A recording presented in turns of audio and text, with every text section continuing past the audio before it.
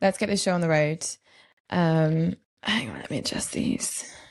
Are we good? Hello and welcome to the MMA Girl Podcast with your host, Jess, me, the MMA Girl.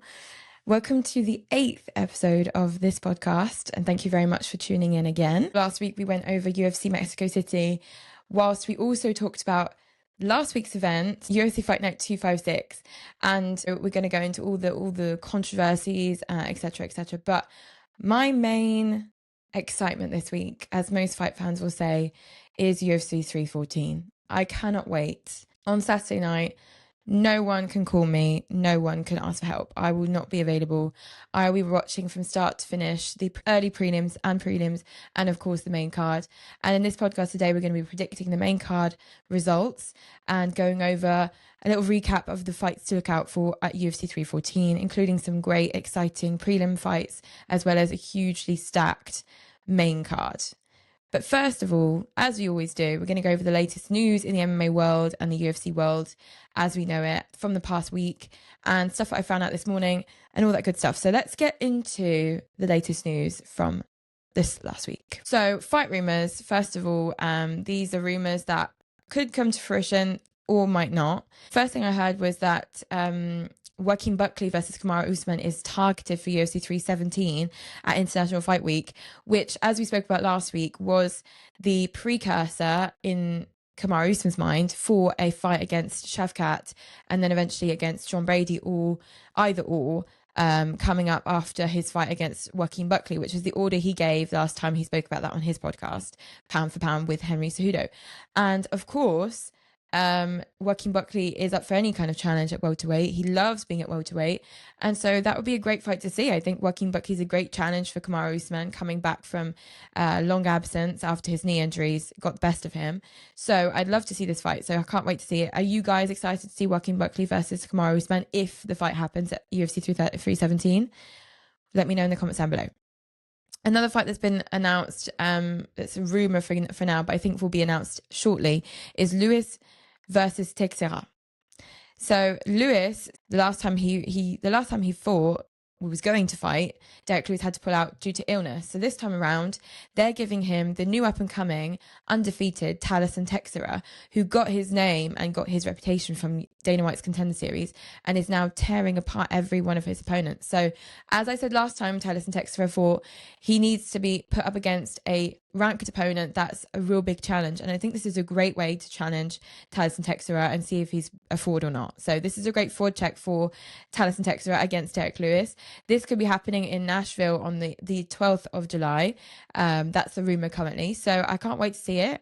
I can't wait to see Derek Lewis come back, even if it's not against Talison Teixeira, and I also can't wait to see Talison Teixeira in the octagon again to see how he meets up against someone that's a more ranked opponent, see if he's really that good or not. Manel Kape, we recently saw Manel Kape defeat Almabayev in the 4th round by TKO. If you guys remember, Almabayev running away from Manel Kape because it was just too much for him. That was it. That was the end of the fight. I think the ref was Jason Herzog for that fight, and he was just like, no, if you're running away from your opponent, this is over. You can't take any more of his pressure. So that was a great fight for Manel Kape, and a great sign that he's going to be moving up in the flyweight division to possibly have a fight against Pantoja or the next champion in the flyweight division. So next fight that has been announced, and I think it's official, is against Royval, which is a great idea because that will really challenge him. Royval obviously being someone who's challenged already for the belt, unfortunately fell short against Pantoja. So this is a real great chance for either Royval to prove that he is the true gatekeeper of the top 4, or Manel Kape getting a chance to break into the top 4 and get a top 3 opponent in the next coming months, or eventually a fight against the champion of the flyweight division. So I'm very excited to see that. Another fight that has been announced in the flyweight division is, of course, the champion himself, Pantoja, versus the up-and-coming New Zealander, Kai Kara-France, who is a very exciting opponent, who we saw last defeat the poor Steve Erceg via KO. So I only see great things happening to Kai Kara-France in the future. I'm not saying I think he'll beat Pantoja, who is truly the king of the flyweight division currently, But he has a good chance, and I can't wait to see that happen. If Kai France falls short against Pantoja, I'd love to see him fight Manel Cap or Brandon Moreno. That would be great to see. But the flyweight division is coming up and becoming very exciting, and I can't wait to see what's next for it. Another fight that has been announced, that is a rumor but possibly being confirmed in the next couple of weeks, is Jailton Almeida versus Volkov. Volkov not so happy to have to fight Almeida, seeing as Almeida is not a top 5 ranked opponent in the heavyweight division. This could be going down in Atlanta on the 14th of June in a couple of months. I don't know what to say, honestly. Almeida, he's coming up in the heavyweight division. He needs a ranked opponent. He needs someone above him to see how he proves against someone above him. And unfortunately for Volkov, who has lost his last fight against Cyril Gane, he needs to now keep his place in the heavyweight division. So that's why I kind of understand why he's getting a lower ranked opponent, but he's not so happy about that. He doesn't understand the decision making of the UFC, but it's not his decision. If he decides to refuse this fight, I would be very surprised. I think Volkov will accept this fight in the end, but for now, he doesn't understand why. Anyway, Movsar Evloev in the featherweight division, he's been offered to fight on May 17th because he's been waiting for 3 months to fight Ortega, and Ortega doesn't seem to be ready. His new opponent for Evloev has not yet been announced, although we know currently that not only does Diego Lopez want a fight against Evloev if he wins the belt, so his first title defense, he's already planning that if he wins the featherweight belt, he wants Evloev for his first title defense. And Alexander Volkanovsky doubled down on that and says that he would also like a fight against Evloev if he wins the belt, or even if he doesn't win the belt, he would like a fight against Evloev. So Evloev has got a lot of choices now, so he doesn't need to wait for Ortega, even though, you know, that would have been a nice fight to see. He doesn't have to wait for him anymore. Diego Costa, we are seeing rumors that he's coming back on UFC 317 on the 28th of June against Kopylov, who we last saw not so long ago. But Diego Costa, we've not seen in about a year or so. So I'm really excited to see Diego Costa coming back. It's not confirmed yet, but that's the current rumor for Diego Costa's return. We did talk about Diego Costa on last week's podcast as well. So I'm very happy that a week's gone by and now we're hearing fight announcements from him. So that's just great news. Benoit Saint-Denis, BSD, from France, where I am currently, he's been announced to be going neck and neck with Alvarez, booked for next month's UFC 315 pay-per-view at Montreal. So this is a last-minute booking, and when the rumors came out for this fight, I didn't even think about it, because I said to myself, you know, Benoit, he wants to come back. His last loss was, of course, against Renato Moicano at UFC Paris, where he was obviously... he lost via doctor stoppage, TKO, which was a horrible scene. I was there in person and I saw Benoit walking past me with a bloodied face that Renato Moicano had completely obliterated. It was hard to see in front of a home crowd in the main event, but it was well-deserved win for Moicano, who then went on to fight for the belt at the last minute against Makhachev. But unfortunately, as most people do, he came up short against Makhachev. But going back to Benoit Saint-Denis, since his last, he has changed his head coach.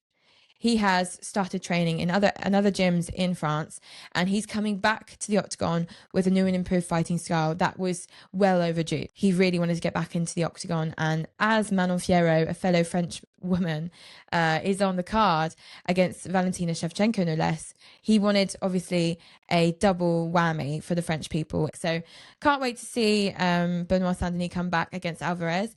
Both men are finishers in all of their fights they have finished.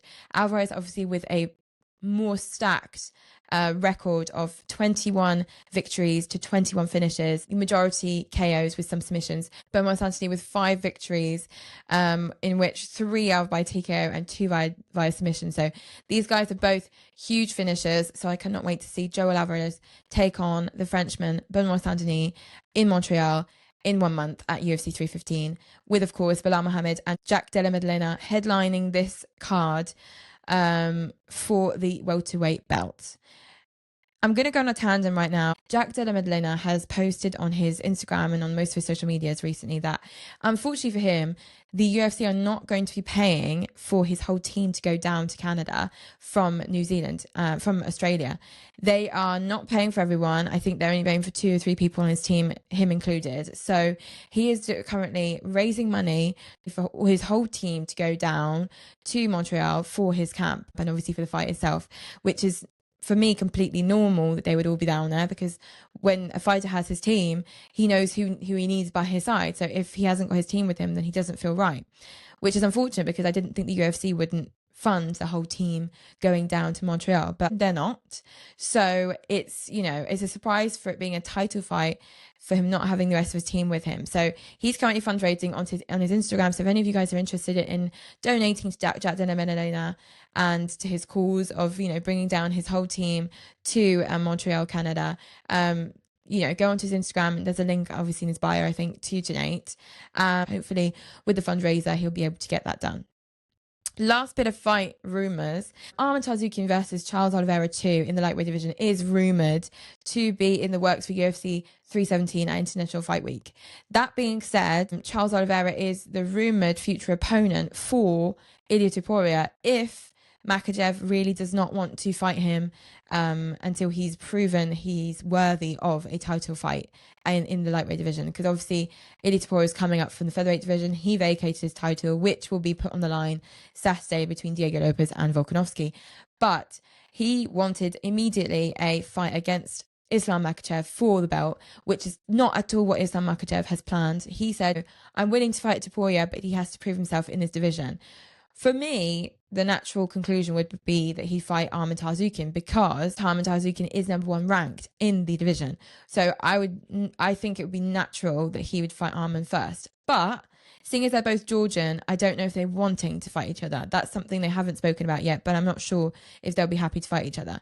Anyway, putting up an Ilia Topuria against Charles Oliveira would be insane as well. That would be an amazing matchup and a great way to prove himself in the lightweight division for Ilia Topuria. So let's see what really gets announced. But at the moment, the rumor is Arman Charles 2 at UFC 317 International Fight Week. But also the rumor is that Ilia Topuria could be breaking into the lightweight division with a fight against Charles Oliveira. Either way, I would be happy.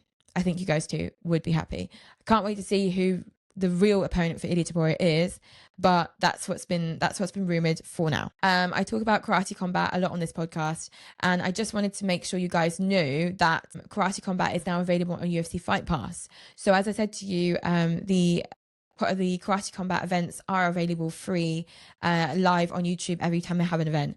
But you can go into the archives of Karate Combat a lot easier if you have the UFC Fight Pass subscription. So that's just to let you know, if you guys want to watch a few of the old Karate Combat events, don't worry, you have them on UFC Fight Pass if you have UFC Fight Pass. PFL have offered Jon Jones $50 million to fight Francis Ngannou in what would be a Clash of the Titans type heavyweight fight.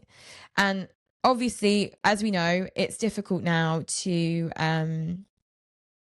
picture Jon Jones coming back into the octagon at all, because he's now saying he wants 6 months to prepare for Tom Aspinall, but he's willing to fight Tom Aspinall.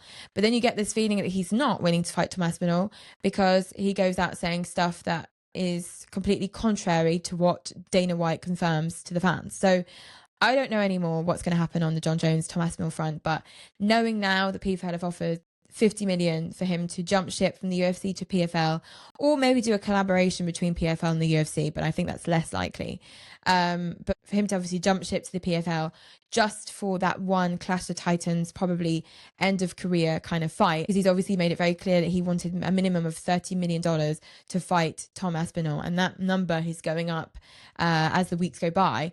But I know that UFC want this fight to happen, so they'll probably make the numbers happen as well. But if he gets a bigger offer from the PFL, will he be willing to fight Francis Ngannou? I don't know, honestly. But that's what's been rumoured. That's what's happened. You know, the proposition has been made. That is true.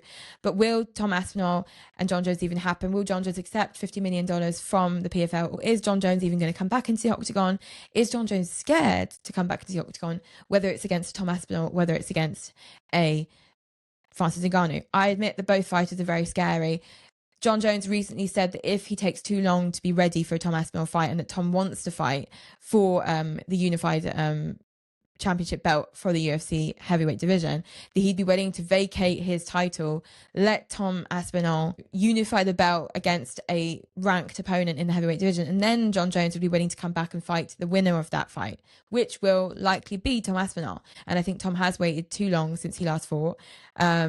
That would be a great option for Tom, because he, as Tom said, does not mind if he doesn't fight John Jones. He just wants a fight to unify the heavyweight championship belt. So that would be, either way, a good offer to Tom Aspinall. So we'll see how that happens, how that goes down. What do you guys think? Speaking of stripping belts from people, Dana White has announced that if Belal Muhammad pulls out of this fight, because obviously he had a fight in December against Shavkat where he had to pull out for a toe injury. So now in this fight, he's fighting Jack Della Maddalena next month in Montreal. If he pulls out of the fight for any reason at all, Belal Muhammad was stripped of the welterweight belt. If he's not ready for Montreal, if they're going to have to strip him of the belt, then this fight will be Jack Della Maddalena versus someone else, if they can get him in on short notice, for the UFC welterweight interim title potentially. But anyway, he'll be stripped if he doesn't come down. However, if Belal is stripped, or if Belal loses against Jack Della Maddalena, then Islam Makhachev has expressed his desire to move up to the welterweight division and have a fight against the new champion. So, as we know, he's not Khabib's student, Belal Muhammad, but Belal Muhammad and Khabib and Makhachev have a good working relationship, and they're very much friends, dare I say brothers. So he has expressed a dislike of the idea of fighting any of the Khabib camp, and Makhachev has obviously doubled down on the fact that he will not fight Belal. So if Belal loses or gets stripped of his belt, that is the only way we will see Islam Makhachev moving up to welterweight for now. I honestly hope, if I were to say my opinion on this, I hope that Jack Della Maddalena gives it a good go, and I hope that, you know, it's a great fight, but I really hope that Belal keeps his belt, just based on the fact that I want to see Islam defend his title in the lightweight division against Poirier, just for that. So we'll see what happens, but, you know, Belal, don't pull out of this one, please. Next up, Ian Garry. We spoke about Ian Garry last week because he has stepped up on short notice to fight Carlos Prates at UFC Kansas City. He stepped in on short notice against Shavkat when, of course, Belal pulled out in December. He stepped in on 21 days notice to fight what he called, and what a lot of people call, the boogeyman of the welterweight division. And now he's going to be fighting on 25 days short notice Carlos Prates, the up-and-coming exciting fighter of the welterweight division. So great to see Ian Garry stepping up to play, even after losing to Shavkat at 21 days notice. So he's still not scared to step up on the plate, and he obviously considers himself a lot better than Carlos Prates, so hence why he wants to fight him. But he will be headlining, so UFC Kansas City, against Carlos Prates in this welterweight bout on the same night the Cage Warriors will be holding Cage Warriors 188 in Dublin on the 26th of April, the same night that Eddie Hall will be taking on his fellow strongman at KSW. So this night is going to be insane. I'm not sure how I'm going to, you know, place my computer and my iPad and my television so I can stream all three at the same time. We'll see when they're going to be going down. I think Cage Warriors is probably going to be happening before UFC Kansas City in order for us to watch all of it. But anyway, that's going to be happening on the 26th of April. And that was just a side note that it's happening in Dublin for Cage Warriors because he's obviously Irish. Ian Garry. So that was just a side note, but good on Ian Garry for taking on another short notice fight against someone who's a very dangerous opponent in the welterweight division. And I can't wait to see what's going to be happening. I don't usually insert photos onto my YouTube podcast because obviously for the listeners, you won't be able to see what I'm saying and talking about. But Zack Snyder the director is planning on making a film about the UFC. And I'm going to be honest, there's a lot of things that can be made about the UFC, but I will always watch it. Even though it can be bad or good. There have been a few films based off of UFC fighters, for example, Roadhouse recently with Jake Gyllenhaal and Conor McGregor, or Warrior featuring my favourite actor of all time, Tom Hardy, playing also a semi-UFC fighter without mentioning the UFC brand. But this time around, Zack Snyder is really wanting to make a film about the UFC, and he wants to hire someone to play Dana White. So the actors that have been rumored to play Dana White, in no particular order, according to AI, are Woody Harrelson, Michael Chiklis, Matt Damon, Paul Giamatti, Dean Norris, and Mark Wahlberg. And I'm going to be honest with you, there are 2 people on this list, if AI are correct, and if these guys are available. There are 2 guys on this list that I really think would be great fits for Dana White, because a lot of these, for example, Woody Harrelson, his accent just wouldn't match with Dana White. Even if he did a different accent, I just think he just wouldn't be the perfect person. Matt Damon, I don't see him playing Dana White. Paul Giamatti, I love him, but I don't see him playing Dana White. And Mark Wahlberg, I don't see him playing Dana White either. Can you imagine Mark Wahlberg bald? I just can't imagine it. Anyway, Dean Norris from Breaking Bad, I think he would be a great option for Dana White. He's got the same kind of facial features and the same kind of way of, I don't know how to explain it, but the stance, the aura is the same for me. So Dean Norris from Breaking Bad would be a great choice, or Michael Chiklis. How can you say that Michael Chiklis is not a good choice for Dana White?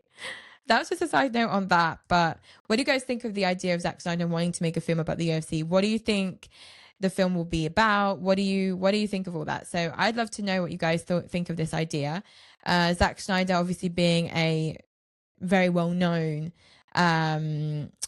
Hollywood director, so I can't wait to see what he'll make of this. But we'll see. That's all that I've got to say about that. Henry Cejudo thinks that Ilia Topuria's next opponent could be Dustin Poirier. Dustin Poirier being on the last leg of his career, potentially his last fight.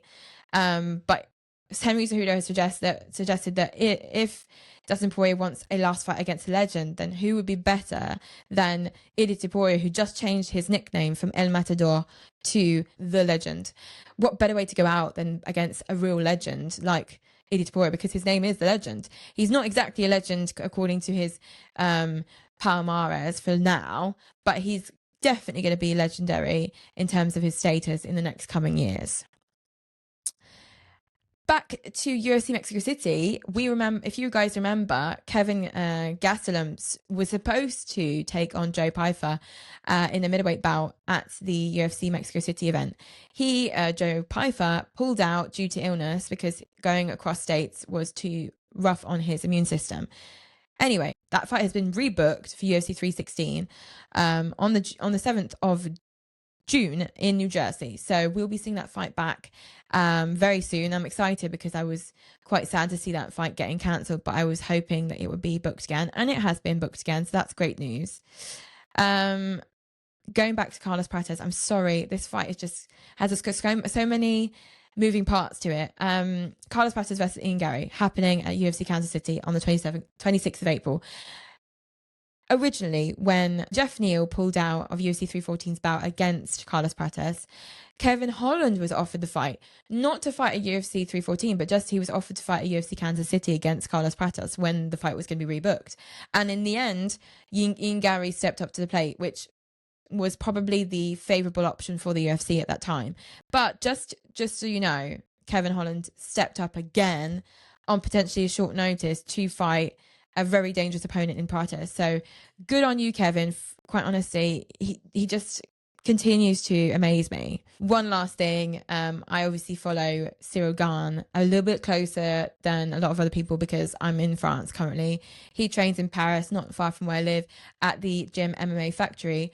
And he has recently put on a lot of videos on his Instagram saying fight camp coming back soon, etc., etc. So I'm excited to see who will be announced as his next opponent, seeing as he is still number 1 ranked, or number 2 ranked, obviously, because there's an interim champion and a real champion, but he's still number 2 ranked UFC heavyweight contender in the world and has not been defeated by anyone in the top 5 in the last few years. So I'm excited to see who they'll be putting against Ciryl Gane. Maybe they're gonna, they've already planned on stripping John Jones and putting Tom Aspinall in a fight against Ciryl Gane. Who knows?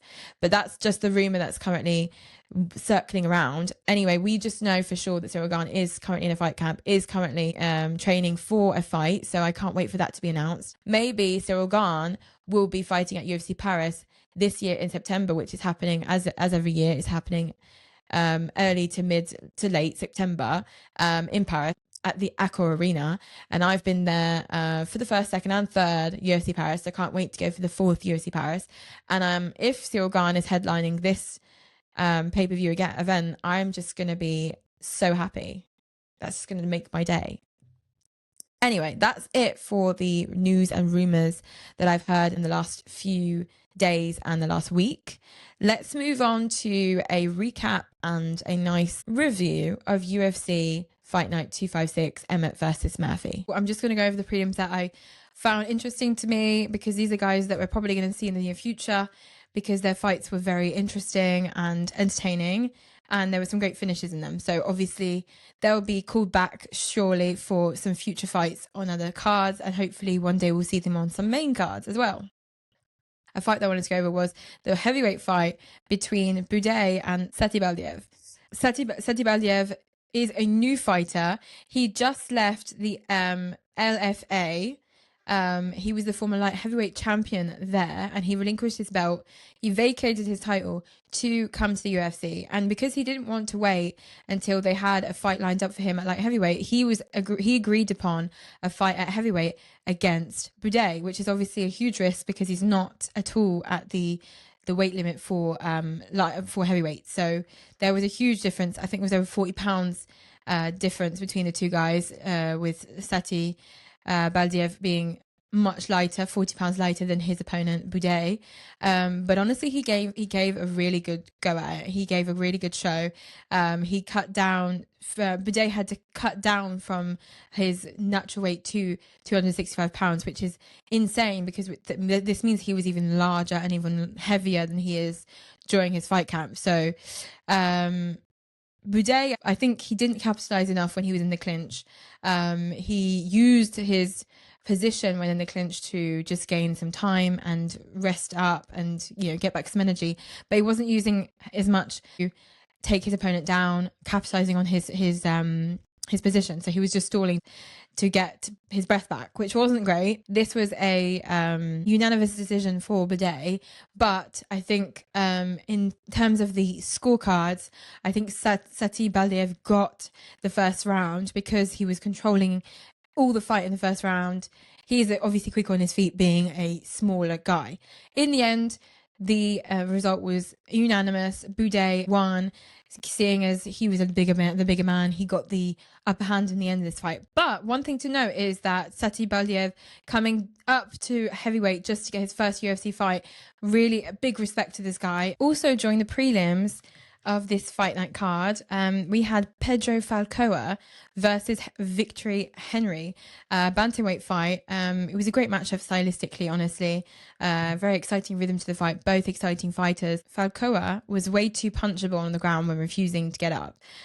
He caused himself more injury than anything else because he relied on his grappling and his jiu-jitsu and wanted to go back onto the floor so many times. But when his opponent obviously got back up, he wanted to get him to come back down, and he just kept getting kicked in the leg. So it wasn't a good strategy in the first couple of rounds. He got up in the end in order to not get too much more damage, but when he gets knocked down in the first, he was totally dominated. So in the end, it wasn't maybe the best strategy to adopt.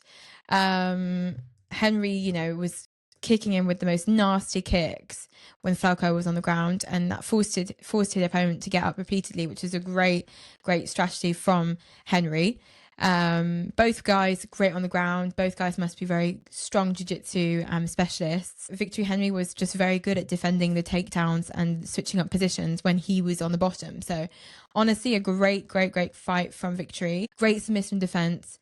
You can tell that he's been training a good lot of BJJ for years.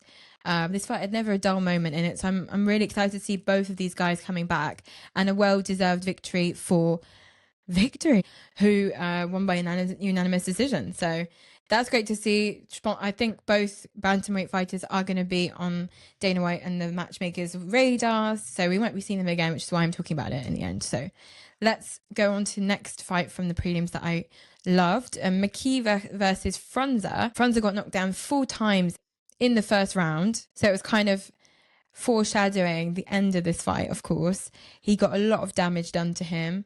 McKee has some dangerous jabs, making it difficult for Frunze to get back to controlling this fight. The doctor stoppage was clearly needed and very well deserved. So he got McKee got the victory from TKO by doctor stoppage in the first round, and it wasn't even his eye that caused that, because if you guys noticed, I think you guys probably did because it was really gruesome, his lip was completely cut open. So it wasn't even the eye that was the main problem. I think on its own the eye would have probably caused a stoppage at some point in the fight, because if he would have gone into the second round with that eye and got punched again, it would have become even more swollen to the point where it was just impossible for him to continue. But it was the lip. He got busted open. His whole lip was cut. So very good doctor stoppage, very well deserved victory for the main man, McKee. So that was great to see. And the last prelim fight that obviously stood out to me was the last fight of the prelim card. Two girls, Belbita versus Barboza. Barboza's a great grappler, judo specialist. She missed out on the Olympics, apparently, so she switched over to MMA and uses her judo now as her advantage in her fights. She's been living in America for a year, and apparently she speaks really good English already. So that goes to show someone who's really invested in her move to the US and her move to the UFC. I noticed Barboza, she got in some great combinations, some great striking in there. But Belbita got some great overhand rights from the get. So it was a really, really tight fight until the very end, because obviously the takedown was great timing by Barboza. You could tell she was going to get the arm triangle, but it wasn't sure because her Belbita was still, fighting her off. And Barboza had a great game plan to take her opponent down and finish her in the first in order to not have any problems. It was a picture perfect finish in the first round. And as they usually say, we don't get many first round finishes from women's fights. This is a great finish, and I can't wait to see Barboza again. So onto the main card. We spoke about the main card last week. I did correctly predict that Torres Finney versus Robert Valentin was going to finish in unanimous decision for Finney. People did not appreciate Finney picking his opponent up in order to body slam him and take him down. But I think it was a great way of doing it. He's a high school wrestler. He won 3 fights at UFC's Contender Series before getting a contract. He needed to go for a 3rd fight at Dana White's Contender Series, and that was the good one. That was the one that allowed him to get signed. His first fight was by submission, second by decision, and third fight by TKO. I would say it was a great start for Finney. Finney was challenged, but as a very highly skilled wrestler, it wasn't too much for him. He immediately scored 2 great takedowns in the first round, and he carried his opponent, body slammed him, as I said. He's a really strong grappler, but Valentin really did hold up his own, because he was able to not only stand up against a guy that was really, really big and muscly, even though there's a huge height difference, but on the ground, he was able to not allow for that to go into a submission. All the submission attempts that he tried getting into good position to submit his opponent were not successful. So a split decision win for Finney. However, that was the problem with the judges, because as you guys might have seen, Finney dominate all 3 rounds. So the question is, what was the third judge looking at whilst he was scoring the card? Was he looking at another fight? Was he confused? A lot of people were saying, why would that be a split decision? He clearly won the 3 rounds, or at least 2 of the 3, and that should not have been a split decision. But someone out of the 3 judges gave Valentin 2 out of the 3 rounds, which is completely insane. And after this fight, I noticed that the judge that gave Valentin 2 out of the 3 rounds was no longer a judge. So they often will have spare judges to switch them around, because that was just insane. On to the next fight of the main card. We had Odi Osborne versus Luis Gurel. I'm not sure if I'm saying that right. This is a flyweight fight that was not supposed to be on the main card, but they switched up the main card at the last minute. So Osborne, he had a huge reach advantage coming into this fight. Biggest reach in the flyweight division. These guys are small, so when you've got a guy with really long arms like that, it's very much a rare thing. He's a freestyle wrestler. He had 8 defeats on his record versus his undefeated opponent in Luis Gurel. And this fight ended with Osborne winning the fight and Gurul losing his undefeated streak. Osborne spent most of the time on his back. He mixed the striking and wrestling, which was a great decision to do. Mix it up, keep your opponent guessing.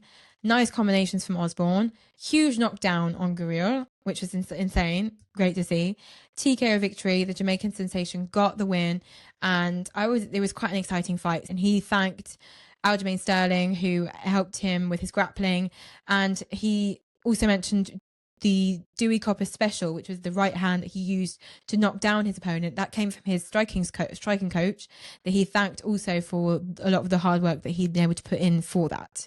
So yeah, great to see, and hope to see him again, Osborne.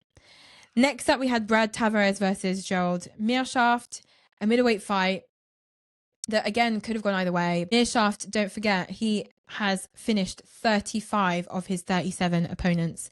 So 35 out of 37 victories were by finish, 29 of which were submissions and 6 KOs. He's lost quite a few fights, 18 fights on his record that he's lost. And his last decision, however, was in 2013. This guy does not finish his fights by decision. He likes to finish by KO or by submission. He does not like to go and give the scorecard to the judges. That was coming up against someone like Tavares, who is the complete opposite. He is a decision merchant, as some people would call him. He just broke Michael Bisping's record for the most victories in a row. 16 consecutive victories in the middleweight division, most decisions in the middleweight division also, and most decisions in UFC history, all of the weight divisions combined. So this is a finisher against a non-finisher, and in the end, it was quite a laborious fight. I'm not gonna lie. Records were made by Tavares obviously winning this fight by unanimous decision, but was it really that entertaining? Obviously not, but it was interesting. I think the matchmakers were saying to themselves, we're going to put Tavares, who never finishes his opponents, against someone who always finishes his opponents if he wins. So we're going to see how that goes out. And in the end, Tavares was the better man and did get the decision win. So he's happy. That's a win. He's in the win column still. 21 victories to 11 defeats, and he keeps going. So that was what it was. What did you guys think of that? Next, we had Contravious Romeus versus Chang Ho Lee. Lee is a wrestling focus fighter. He got some early submission attempts into this fight. He scored some great jabs on the floor, so he capitalized on his position. Legs locked around his opponent, really tight. The submission attempt was very beautifully done, just unfortunately didn't come through. Romeus was heavily bleeding even before they went back up to the feet because he was getting punched whilst on the ground. He was not able to get out of his position. He almost got submitted and almost got a TKO finish on him. So respect to Romeus for getting up. He attempted himself in the second round a submission, but it got countered because his opponent Lee was very, very, very good at reversing the roles and getting back into a dominant position over his opponent. So he did try Romeus, unfortunately, but he rushed things and made mistakes, which made it easier for Lee to get the victory here. A lot of damage was taken from Romeus before, of course, losing to a TKO. He wanted to make a statement, Lee. He wanted to make a statement with his second UFC win in the second round. Unfortunately for Romeus, second fight at the UFC, second defeat. So a bit of a sad ending to this fight for Romeus. But as for Lee, he's on a streak now, and he wanted to make a really good point of why he's been signed to the UFC. So I can't wait to see what's next for him. It was an exciting fight. It was nice to see a finish in this fight. Next up, we had Pat Sabatini versus Joanson Brito in our co-main event of last Saturday's fight card.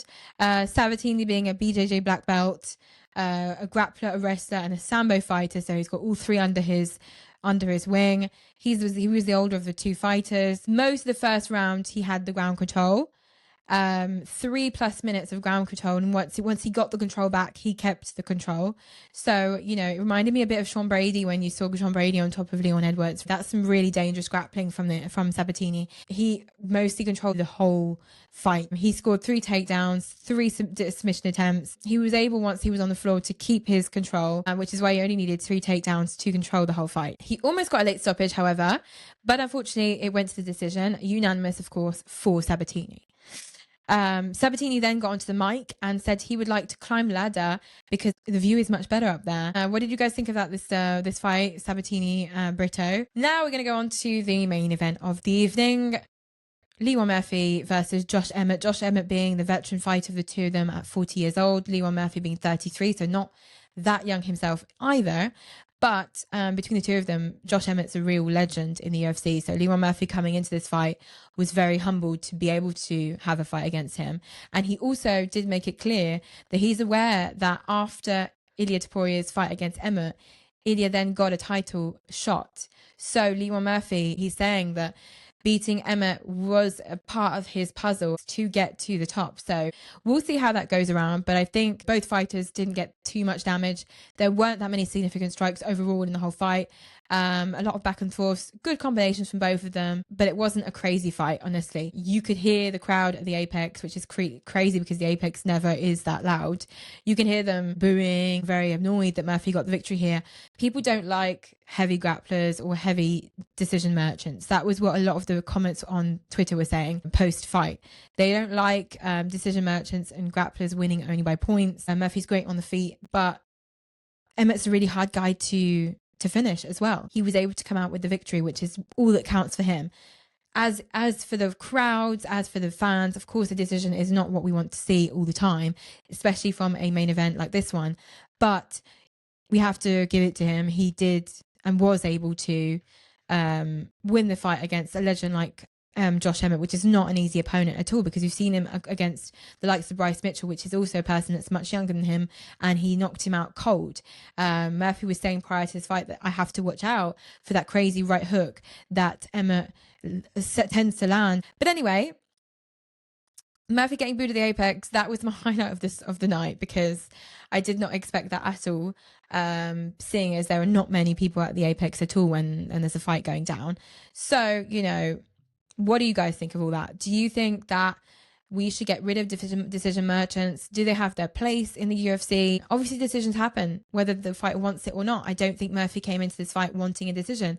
Some fighters do because they want to play it safe. It just happens. So do you guys hate decision merchants like Murphy, like Tavares, who we saw also on this card? Did you guys enjoy UFC Vegas 105 despite having more decisions than finishes? But were you expecting this fight to finish, or were you expecting a decision from Murphy all along? Let me know in the comments down below. So let's move on to UFC 314 Saturday night's pay-per-view going down in Miami, Florida. I cannot wait for this card, guys. I was so excited when this fight card was announced and all these fights came together.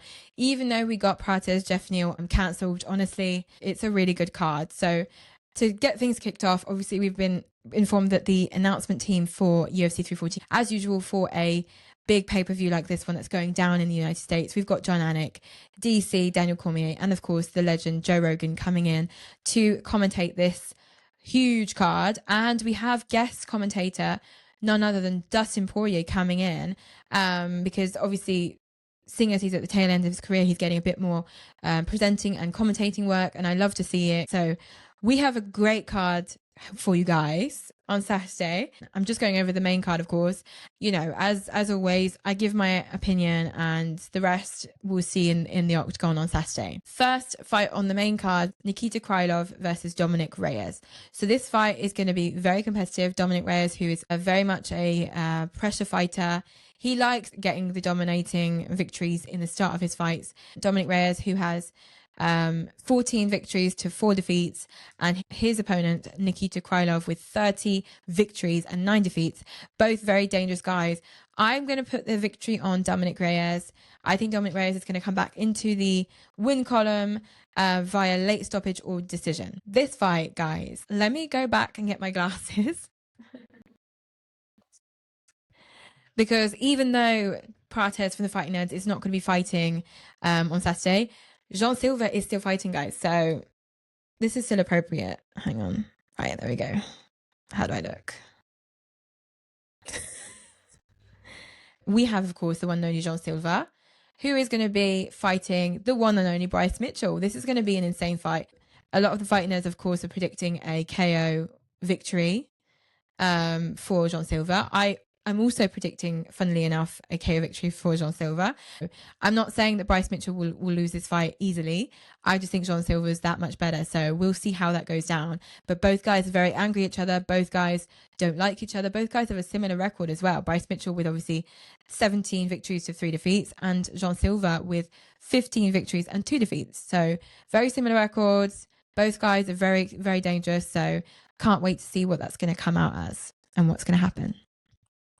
Going to remove these now. Right. So we have the newcomer Patricio Pitbull coming from Bellator, the newly signed featherweight contender, coming into the UFC with a very dangerous opponent in Yaya Rodriguez. This is not going to be an easy fight for Pitbull.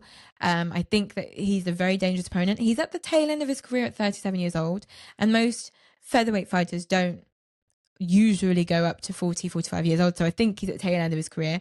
Great time to come to the UFC. It was now or never. Yaya Rodriguez, of course, he's a bit of a floating boat at the moment in the featherweight division because he's been knocked out by quite a few of the top 5 of the UFC featherweight division.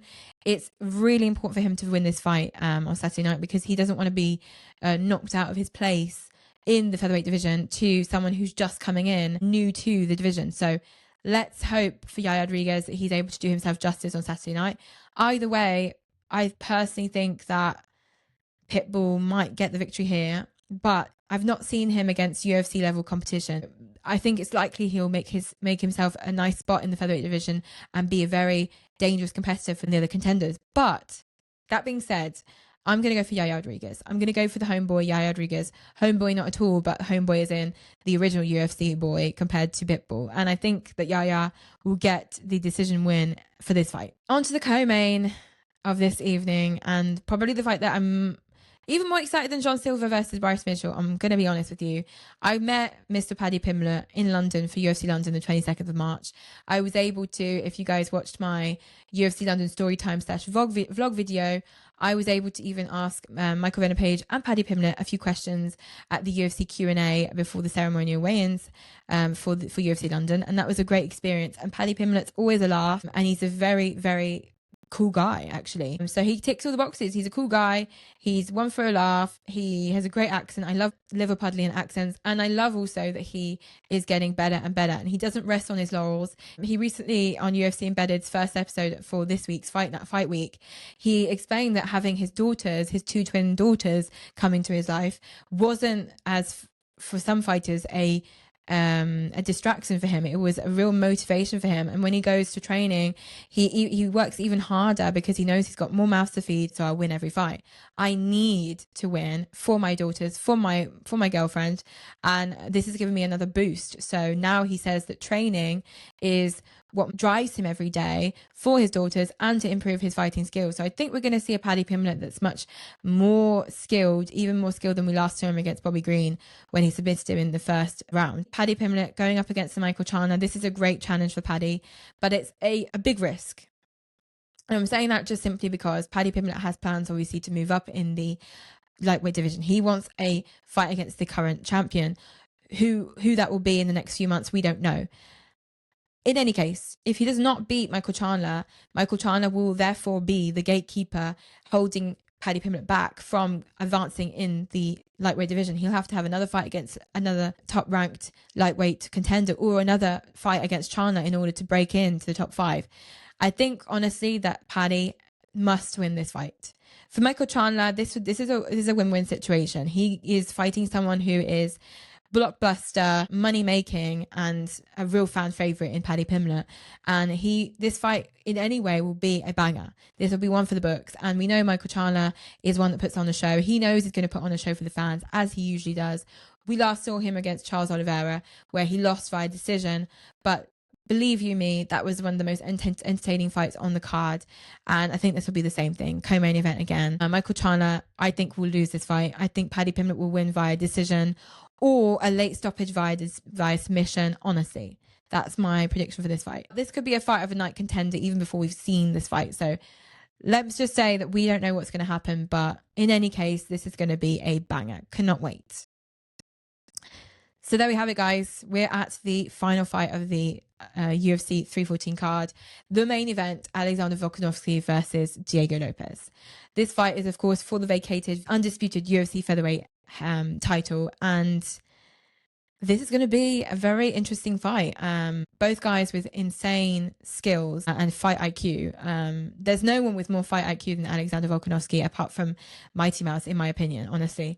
And some other fighters you can name if you want, but Alexander Volkanovsky is really a very skilled fighter. This guy, honestly, Alexander Volkanovsky is one of my favorite fighters, and there's many reasons for it. I personally love Diego Lopez as well. I think he's a really dynamic fighter. He has currently 26 victories to 6 defeats on his record, to, of course, Alexander Volkanovsky's 26 victories also, but 4 defeats on his record. So they've almost got the same record, almost the same record exactly. So these guys, one of them's going up to 27, one of them's staying at 26. That's one thing that we can be sure about. The only thing that we can be sure about before seeing this fight go down. But I truly believe that Alexander Volkanovsky will get his featherweight title back. He is very much determined that this fight, as any fight, will be just a small part of his next title reign. He will get this belt back on Saturday night. That's my opinion. And of course, I'm with Alexander Volkanovsky, who believes strongly that he will also win this fight. Diego Lopez, on the other hand, believes that this is his moment. This is my time now. I can win a fight against someone like a former champion like Alexander Volkanovsky. And I believe him when he says things like that. I just think he's not ready yet, honestly. That's my opinion, honestly, humbly. I think we're going to see one last run from the Aussie, who has always put on a good show with a great attitude, a great sportsman, and a well-deserving champion. He's always been. I think we'll see him defend his belt many, many times. And I think initially, of course, on Saturday, he will win his belt back. So that's my opinion. What do you guys think? Is Diego Lopez ready for the UFC featherweight title? Is he ready to beat the likes of a former champion like Alexander Volkanovsky? Or do you believe, like me, that Alexander Volkanovsky will come out with the victory in this huge event, UFC 314 in Miami, Florida? Let me know in the comments down below. Thanks again for listening and watching my podcast. If you have any comments to give me on this podcast, let me know in the comments down below. Like, comment, subscribe as usual. And yeah, now we just have to wait until Saturday. That's the hard part. The easy part's over. My podcast is filmed. You guys are watching it or listening to it. The hard part is waiting until Saturday to see this amazing card unfold. Let me know what you thought of UFC Vegas versus Emmett. Let me know what you thought of all the fight news that I brought to you this at the start of this podcast. And yeah, we'll see each other again next week. And until then, have a nice weekend and a nice fight week. Bye.